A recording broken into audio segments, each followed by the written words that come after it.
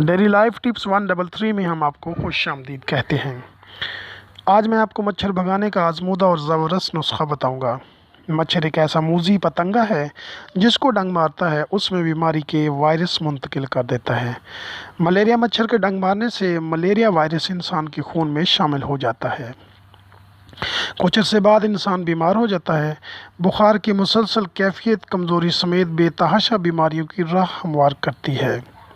Dengue मच्छर काट ले तो उससे डेंगू बुखार होने का खदशा होता है जो मरीज़ को मुख्तलिफ अलामतों के बाद मौत के मुंह में ले जाता है।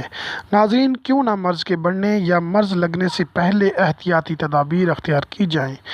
घर में मच्छरों को भगाने के लिए जलेबी या कोयल जलाते हैं।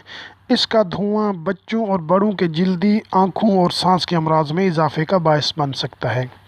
जलेबी या कोयल के साइड इफ़ेक्ट से बचने के लिए आजमूदा और मुफ्त का नुस्खा आजमा लें। करना आपको ये होगा कि एक अदद ताज़ा लीमू लेकर उसको दरमियान से काट लें।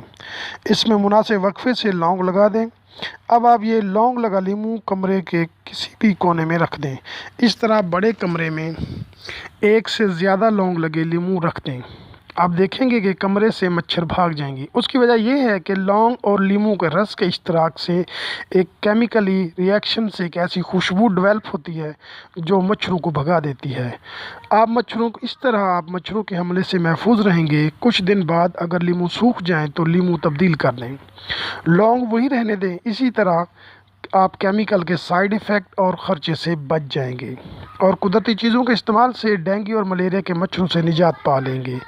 आखिर में एक अहम बात, अगर आपको ये वीडियो अच्छी लगी हो तो सब्सक्राइब करके आगे शेयर कर दें ताकि दूसरों का भला हो। जो दूसरों का भला करता है अल्लाह पाक उसका खुद ही भला फरमा देते हैं। दुआ में याद रखिएगा। खुदा हाफिज़।